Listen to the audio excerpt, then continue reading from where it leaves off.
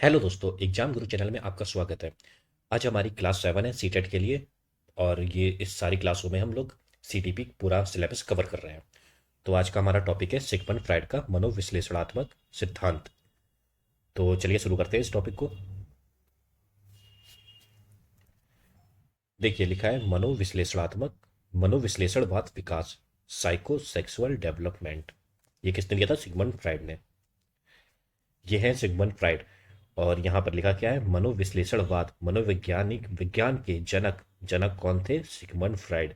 किसके जनक थे? मनोविश्लेषणवाद के। कभी एग्जाम में पूछा जाए मनोविश्लेषणवाद के जनक कौन थे, तो आप क्या टिक करेंगे? आंसर आंसर होगा सिगमंड फ्राइड। देखिए, यहाँ पे कुछ पॉइंट दिए गए हैं, जल्दी से देख लेते हैं। मनोविश्लेषणवाद विकास का सिद्धांत भी सिगमंड फ्राइड ने दिया था। किसका सिद्धांत दिया था? मनोविश्लेषणवाद विकास का सिद्धांत।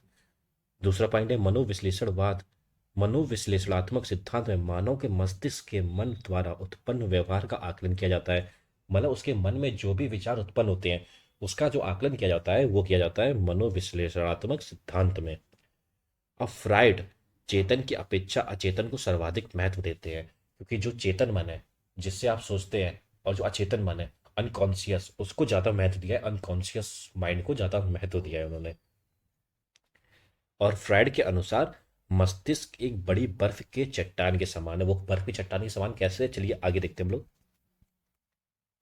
देखिए, लिखा है जिस प्रकार से बर्फ के टुकड़ों का जितना हिस्सा पानी से बाहर नजर आता है, उससे कई गुना अधिक पानी के अंदर होता है। जैसे ये पानी है, अगर ये छोटा सा आइसबर्ग है, छोटा सा ऊपर दिख रहा है, लेकिन नीचे तो बहुत बड़ा होता है वो। वही बोला गया है, ये जो होता है, जो ऊपर वाला हिस्सा होता है, वो होता है चेतन मन। और जो नीचे वाला होता है, ये होता है अचेतन मन। ठीक है, अचेतन मन। यही लिखा है, उसी प्रकार से व्यक्तित्व के चेतन पक्ष की तुलना में उसका अचेतन पक्ष अधिक व्यापक व जटिल होता है। अब देखिए आगे फिगर के माध्यम से समझ लेते हैं हम लोग एक बार। देखिए, देखिए फिगर में दिखाया गया है, जो ऊपर का हिस्सा है वो कॉन्शियस मतलब चेतन। क्या बोलते हैं उसको? चेतन। ठीक है। और नीचे वाला अनकॉन्शियस मतलब अचेतन। तो ऊपर वाला हो गया कॉन्शियस मतलब चेतन, और नीचे वाला हो गया अनकॉन्शियस मतलब अचेतन। तो ये जो पानी के अंदर वाला भाग होता है वो ज्यादा होता है, और जो पानी के बाहर होता है वो कम होता है। जो कॉन्शियस माइंड होता है वो होता है केवल 10%। कितना होता है? 10%। और जो अनकॉन्शियस माइंड होता है वो होता है 90%। ठीक है, चलिए आगे बढ़ते हैं। अब देखिए मन की अवस्थाएं। देखिए वही है, कॉन्शियस माइंड को बोलते हैं चेतन मन, अनकॉन्शियस को बोलते हैं अचेतन मन। और अर्धचेतन मन क्या होता है? अर्धचेतन मन होता है चेतन और अचेतन के बीच का हिस्सा। मतलब चेतन और अचेतन का जो बीच की कड़ी होती है उसको बोलते हैं अचेतन। जो चेतन मन होता है वो होता है 10%, और जो अचेतन और अर्धचेतन का मिलाकर होता है वो होता है 90%। ठीक है, ये याद रखिएगा।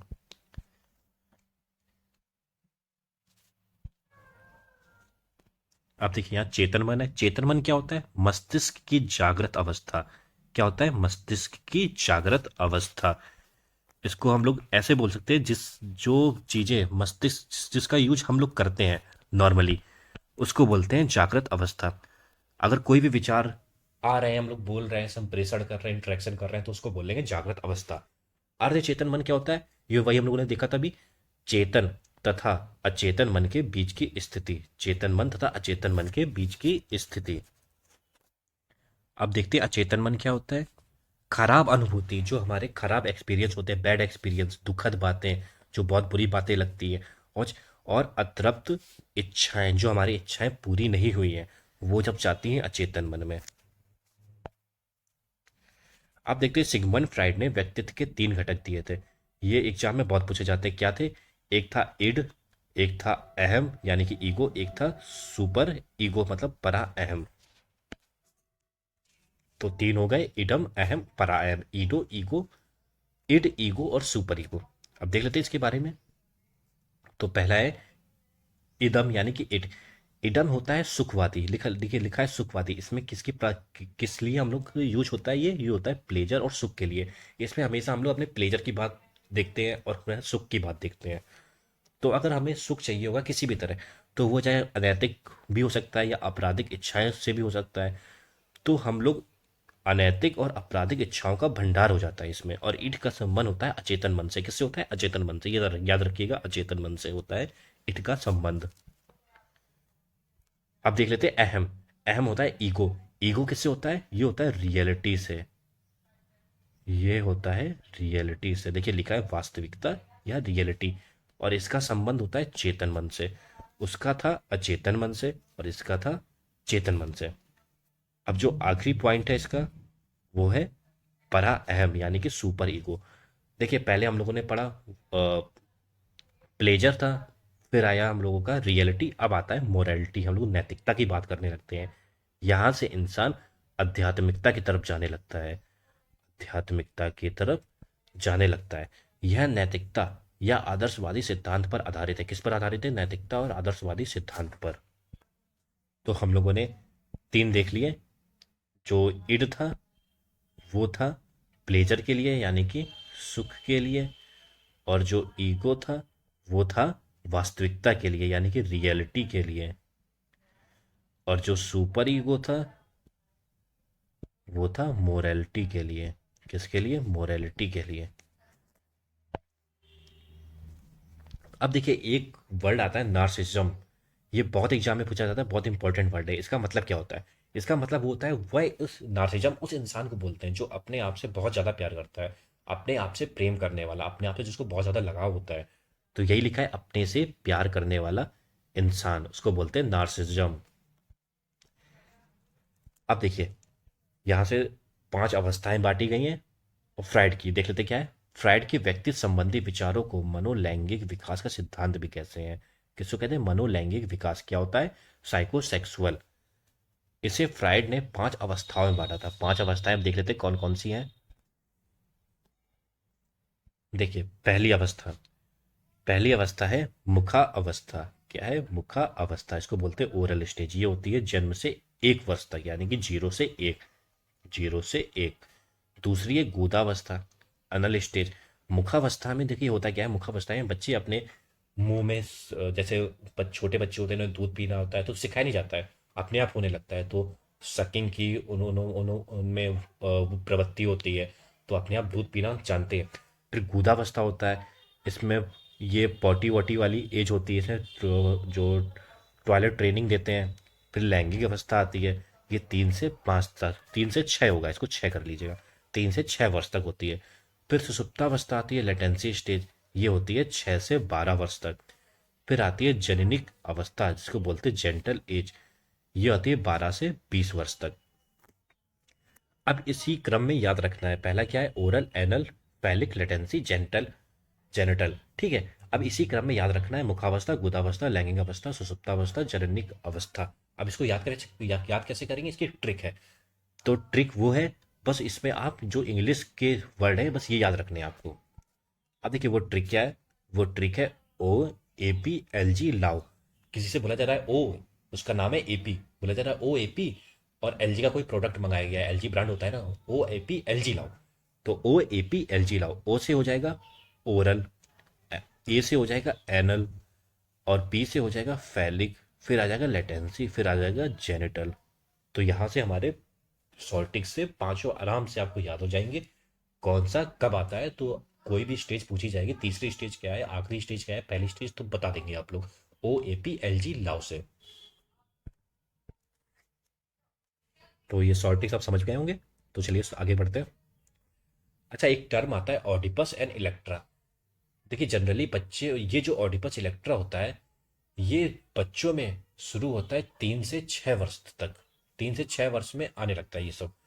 तो ऑडिपस का मतलब क्या होता है? जैसे देखा होगा कि जो बेटा होता है वो माता को ज़्यादा प्यार करता है, अपनी मम्मी को ज़्यादा प्यार करता है, और जो बेटी होती है वो पिता को ज़्यादा प्यार करती है। तो यही होता है ऑडिपस इलेक्ट्रा। ये जो अपोजिट सेक्स के प्रति जो होता है लगाव उसको बोलते हैं। तो ओडिपस क्या होगा? जो ओडिपस होगा वो होगा जो बेटा माँ को ज़्यादा प्यार करेगा, उसको बोलते हैं ओडिपस। और इलेक्ट्रा का मतलब क्या होगा? बेटी पिता को ज़्यादा प्यार करेगी। तो ओडिपस का मतलब बेटा माँ को ज़्यादा प्यार करेगा, इलेक्ट्रा का मतलब बेटी पिता को ज़्यादा प्यार करेगी। देखिए, डैड और ये डॉटर, डॉटर का डैड से है संबंध, ठीक है, ये इनको ज़्यादा प्यार कर रही हैं, तो ये हो गया इलेक्ट्रा। और जो बेटा है वो माँ को ज़्यादा प्यार करता है, तो इसका केस में हो जाएगा, इसके केस में क्या हो जाएगा बताइए? इसके केस में हो जाएगा ऑडिपस। क्या हो जाएगा? ऑडिपस। ऑडिपस। ऑडिपस मतलब बेटे के लिए होगा, और इलेक्ट्रा होगा वो बेटी के लिए होगा। तो बेटी पिता से ज़्यादा प्यार करेगी और बेटा माँ से ज़्यादा प्यार करेगा। और ये जो अवस्था होती है, जो 3 से 6 वर्ष की अवस्था, इसको बोलते हैं लैंगिक अवस्था, फैलिक स्टेज। यही पूछा है, ऑडिपस इलेक्ट्रा की भावना लैंगिक अवस्था में आती है, ये कब तक होती है? 3 से 6 वर्ष तक। देखिए वही लिखा है, बेटी पिता से ज़्यादा प्यार करती है और बेटा माँ से ज़्यादा प्यार करता है। बेटी पिता से ज़्यादा प्यार करेगी उसको बोलते हैं इलेक्ट्रा, और बेटा माँ से ज़्यादा प्यार करेगा उसे बोलते हैं ऑडिपस। बस आपको ये समझना है ऑडिपस और इलेक्ट्रा क्या होता है, अपोजिट जेंडर के लिए अपना प्यार बढ़ना। बस इतना ही टॉपिक था। आप कुछ क्वेश्चन देख लेते हैं, 5 क्वेश्चन है, बहुत ईजी से हैं, 5 क्वेश्चन है, आराम से हो जाएंगे आपसे। तो हम लोग देख लेते हैं क्वेश्चन सारे। देखिए पहला क्वेश्चन है, इदम अहम परा एम की संरचना का हिस्सा है। इदम क्या होता है? इदम होता है इद, और अहम क्या होता है? ईगो, वो होता है सुपर ईगो। तो ये किसके परायम की संरचना का हिस्सा है बताइए?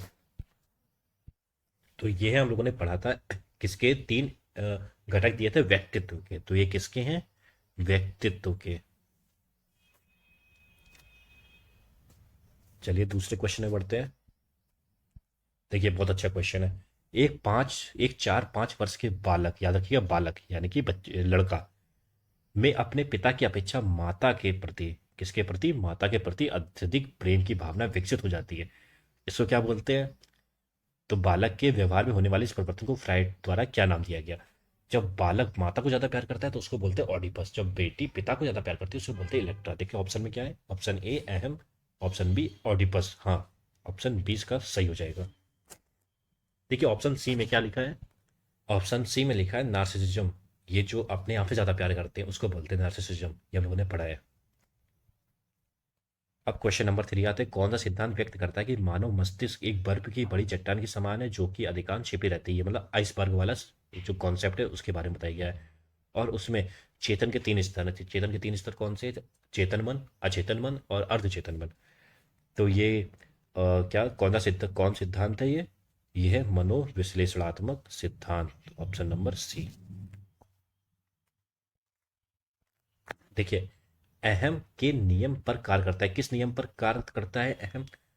हम लोगों ने देखा था जो इदम था वो करता था सुख पर, वो करता था सुख पर। और जो अहम था यानी कि ईगो, वो करता था वास्तविकता यानी कि रियलिटी पर, वास्तविकता। तो इसका ऑप्शन क्या हो जाएगा? ए सुख, बी वास्तविकता, तो बी ऑप्शन इसका हो जाएगा। और सी ऑप्शन नैतिकता, ये कौन था? ये था सुपर ईगो। सुपर ईगो क्या था? परा अहम। अब क्वेश्चन नंबर 5 पर चलते हैं। मनोलैंगिक विकास में सुप्तावस्था का वर्ष अंतराल संबंधित है। सुप्तावस्था कब होती है? क्या आपको याद है? सुप्तावस्था को इंग्लिश में क्या बोलते हैं? Latency, LATENCY, latency stage. और ये लेटेंसी स्टेज कौन सी स्टेज है? तो हम लोग क्या शॉर्ट थी, OAPLG लाओ। तो ये थी चौथी स्टेज, और चौथी स्टेज का टाइम पीरियड क्या होता था? होता था 6 से 13 साल।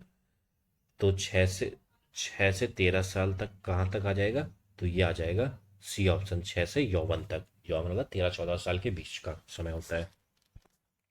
तो आज के सारे क्वेश्चन हो चुके हैं, उम्मीद है आपको समझ आ गए होंगे। तो सिगमंड फ्राइड में पहले हम लोगों ने पढ़ा था जो कितने मन होते हैं, चेतन मन, अचेतन मन और अर्धचेतन मन। उसके बाद हम लोगों ने पढ़ा इद, ईगो और सुपर ईगो। ठीक है, उसके बाद हम लोगों ने पढ़ा था जो ये 5 स्टेज हैं, क्या थी? OAPLG लाओ से। फिर हम लोगों ने 5 क्वेश्चन कर लिए जो बहुत आराम से हो गए, और ये सब क्वेश्चन यूपी टेट और सी टेट में आए हुए क्वेश्चन थे। तो उम्मीद है आपको सब समझ में आ गया होगा और बहुत अच्छे से आपका एक क्वेश्चन भी गलत नहीं होगा एग्जाम में अगर इस टॉपिक से आ गया। तो वीडियो समाप्त करते हैं। वीडियो में अपना लाइक ज़रूर करिएगा और सब्सक्राइब भी करिएगा चैनल को। धन्यवाद।